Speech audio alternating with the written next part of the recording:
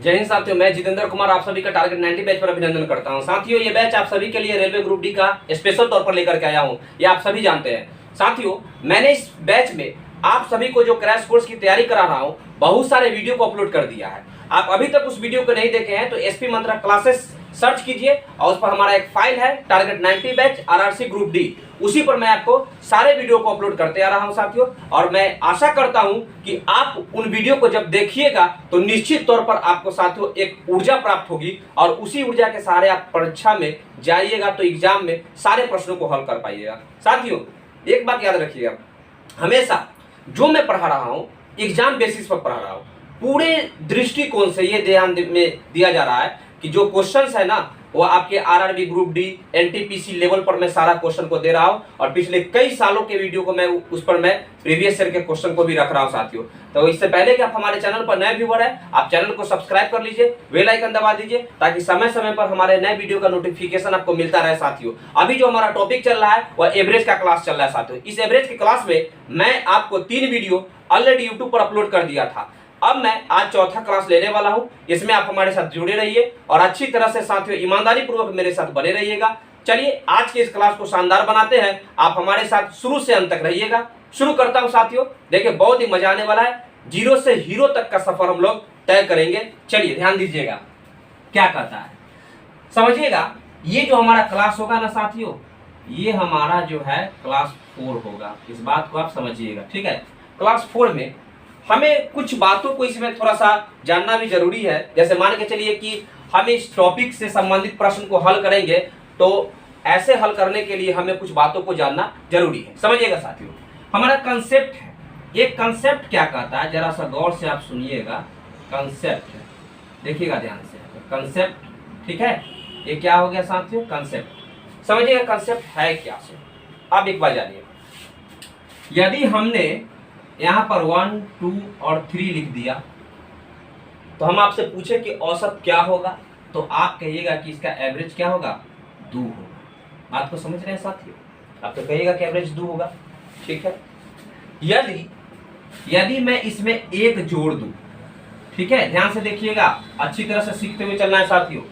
अगर मैं 1 जोड़ दूं तो क्या हो जाएगा, 2, 3 और ये क्या हो जाएगा, 4, ठीक है। अब मैं इसका एवरेज पूछूं तो क्या होगा, आप कहिएगा कि 3 होगा, सर होगा ना। ये तो आप समझ चुके हैं, समझ रहे हैं, ध्यान से देखिएगा कैसे होगा। आप भी देख के बता सकते हैं कि सर 4 और 3 7 और 2 9, 9 बटा 3, 3 3 9, 3 आ गया, ठीक है। अब एक बात बताइए, मैं इसमें अगर बड़ी संख्या को जोड़ दूं, ठीक है, अगर मैं इसमें से बड़ी संख्या अगर 4 को मैं जोड़ दूं तो क्या हो जाएगा, ये संख्या बढ़ के 4 जोड़ दूं तो ये हो जाएगा कितना, 4 और 2 6, 4 और 3 7, 4 और 4 8। बात को समझ रहे हैं साथियों। अब इसका एवरेज क्या हो जाएगा, तो इसका एवरेज हो जाएगा कितना, 7 का।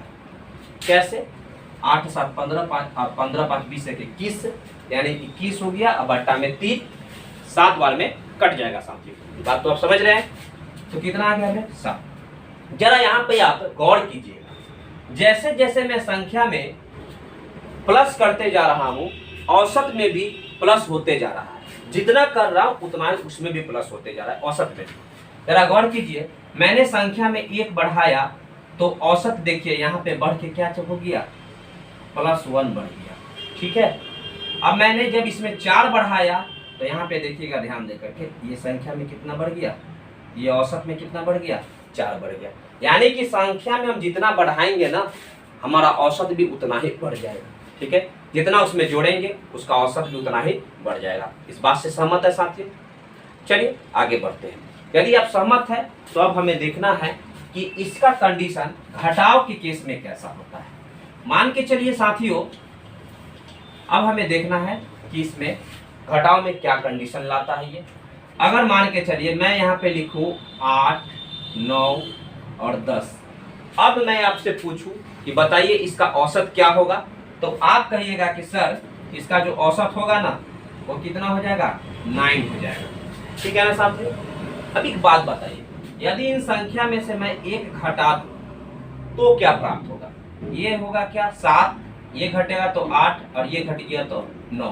अब मैं पूछूं इसका औसत कितना होगा, तो 8। आप कहिएगा कि 8 होगा, कैसे बीच वाला औसत हो जाएगा इसका। आप ऐसे जोड़ करके भी भाग दे सकते हैं संख्याओं से, तो यहाँ पर क्या कहता है, अगर मान लीजिए मैं इसमें 4 कमी कर दूं, मैंने इस संख्या में 4 की कमी कर दी, इस संख्या में मैंने 4 की कमी कर दिया, तो घट के कितना आएगा 4 5, और ये कितना हो जाएगा 10 में से 4 गया तो 6 बच जाएगा, 4 5 6। अगर मैं आपसे पूछूं कि औसत कितना होगा तो आप कहिएगा कि 5 होगा। गौर कीजिए, संख्या में जब मैंने घटाने का काम किया तो उतना ही घटा औसत में भी। कैसे, जरा गौर से देखिएगा, मैंने 1 घटाया तो इसमें औसत भी 1 की कमी आ गया साथियों। जब मैंने इसमें से 4 घटाया तो 4 घटाया तो इसमें भी औसत में 4 की कमी आ गई, तो कितना आ गया, -4 की कमी आने पर 5 आ गया औसत। इस बात से सहमत है साथियों?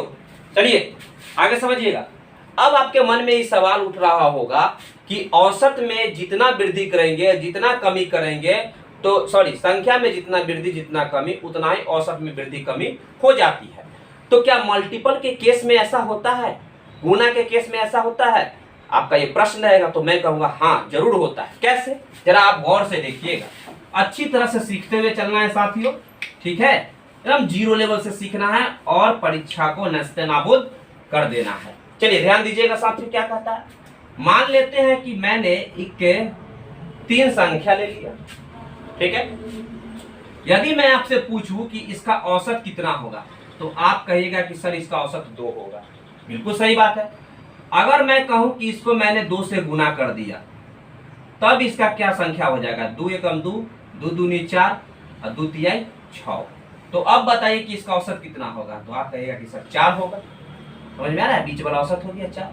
यदि मैं कहूं कि अगर मैं इन संख्या को अगर मैं 4 गुना कर दूं, 4 गुना कर दूं तो ये क्या होगी 4, 4 दूना 8, ये क्या हो जाएगा 4 3 12। इसका मतलब ये औसत हमारा क्या हो जाएगा 8 हो जाएगा औसत, 4 3 12। अब बताइए औसत कितना हो गया, ये बीच वाला हमारा औसत यानी कि 8। ऐसे भी आप जोड़ के कर सकते हैं, 12 8 20 4 24, 24 3 24/3, 8 बार में कट जाएगा। जरा चेक कीजिए, मैंने दुगना किया संख्या को तो यहाँ पे औसत भी हो गया दुगना, फिर मैंने 4 गुना किया इस संख्या को तो औसत हो गया कितना 4 गुना। बात को समझ रहे हैं, 2 चौक 8 आ गया, 4 एकम 4। अब एक बात बताइए, आपको जो निष्कर्ष निकला साथियों कि यदि हम किसी संख्या में जोड़े, चाहे जितना भी जोड़े, घटावे चाहे जितना घटावे, चाहे गुना करे चाहे जितना गुना करे, वह औसत में भी उसी रूप में प्रभाव डालता है। समझ रहे हैं साथियों, उसी रूप में जोड़ेगा, उसी रूप में घटेगा, उसी रूप में गुना भी होगा। तो साथियों चलते हैं सवाल की ओर। ये मुझे आशा है कि आप ये सब चीज को समझ चुके होंगे। चलिए हमारा फर्स्ट सवाल क्या कहता है, आप इसकी भावनाओं को समझिए और सॉल्व कीजिए। ध्यान दीजिएगा, कहता है कि 15 अवलोकनों का माध्य 15 है, ठीक है। यदि प्रत्येक अवलोकन, माध्य मतलब क्या, बीच वाला, ठीक है ना, बीच वाला माध्य है ना, जिसको बराबर बराबर भागों में बांटा गया है, माध्य वही होता है, मीडियम। यानी कहने का मतलब ये है साथियों, वह एक औसत का रूप होता है, ठीक है। तो ये औसत है कितना 15। यदि प्रत्येक अवलोकन में से 3 को घटा दिया, यानी कि अवलोकन इतना है 15, यानी संख्या 15, यानी 3 घट गया तो औसत में भी तो 3 घट जाएगा हो, तो कितना प्राप्त होगा हमें 12। यानी हमारा जो नया औसत होगा क्या होगा 12 होगा। ऑप्शन नंबर बी हमारा परम सत्य उत्तर हो जाएगा साथियों, ठीक है। चलिए नोट कीजिए इसको अच्छी तरह से।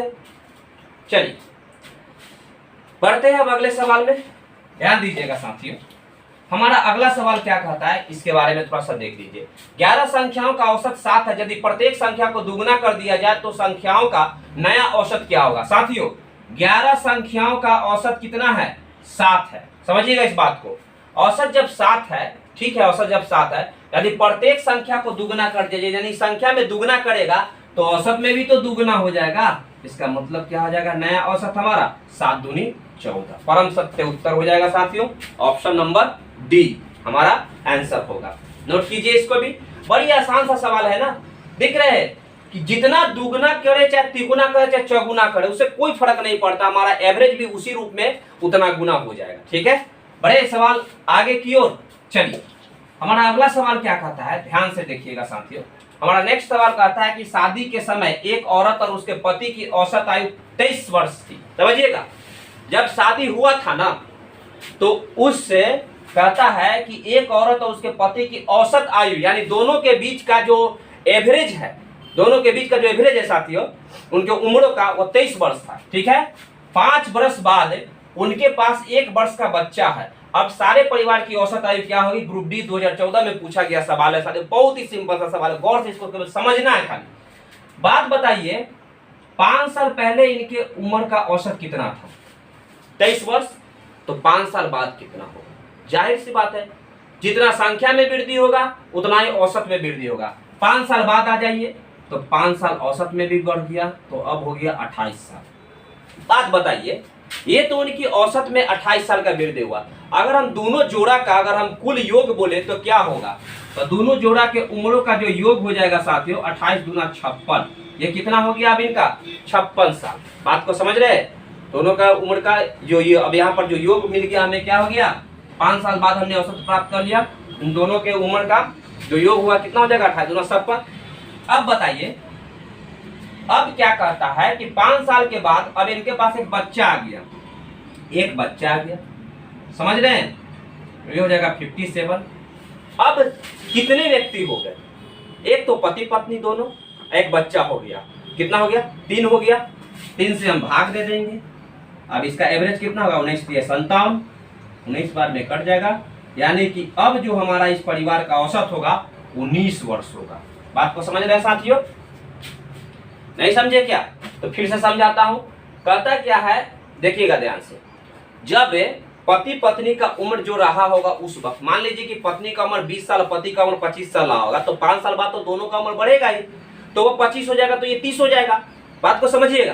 अब बात रह गई क्या कि जितना बढ़ रहा है दोनों की उम्र में, तो दोनों की उम्र साथ साथ बढ़ रहा है, ये उम्र भी तो यहाँ पर बढ़ रहा है ना इनका। देखिए यहाँ पे ध्यान से, ये बढ़ गया तो कितना हो गया? 5 साल का 5 साल आगे जा रहा है तो 5 साल बढ़ गया। अब कहता है कि इनके दोनों के उम्र का योग कितना होगा? तो 28 28 56 हो जाएगा। समझ में आ रहा है? 28 दूना 56, दोनों की उम्र का योग हो गया। अब प्लस में क्या है कि एक बच्चा भी आ गया अब 5 साल के बाद, तो 5 साल के बाद का ही उम्र है, एक बच्चा आ गया तो क्या हो गया? 57। और 57 में अब 3 फैमिली हो गए परिवार का, 3 फैमिली, एक परिवार में 3 सदस्य हो गए, तो उसमें हम क्या किए? 3 से भाग लगा दिए, तो हमारा नया एवरेज प्राप्त हो गया साथियों। ठीक है, चलिए नोट कीजिए इसको। तो साथियों आज के क्लास को बस इतना ही रखता हूं, छोटा सा वीडियो बनाया हूं, आपको अच्छी तरह से सीखते हुए चलना है। छोटी छोटी बातों को, ये सब एग्जाम में आपके पूछे जाते हैं, मैं उन सभी प्रश्नों को लेकर के आता हूं जो आपके एग्जाम के दृष्टिकोण से काफी महत्वपूर्ण भूमिका निभाती है। तो साथियों आज के क्लास को यहीं पर विराम देता हूं। खुश रहिए, मोटिवेट रहिए, खूब प्रयास करते रहिए। निश्चित तौर पर मुझे विश्वास है साथियों कि आने वाले इस एग्जाम ग्रुप डी को आप नस्ते नाबूद कर दीजिएगा। हमेशा याद रखिएगा इस चीज को, हमेशा की शिद्दत से किया गया मेहनत कभी बेकार नहीं जाती है, कोशिश करने वालों की कभी हार नहीं होती है। हमेशा दिमाग में सेट करके रखिएगा साथियों, आपको सफलता मिलेगी मिलेगी मिलेगी। तो साथियों फिर मिलते हैं कल नेक्स्ट क्लास में, तब तक के लिए जय हिंद।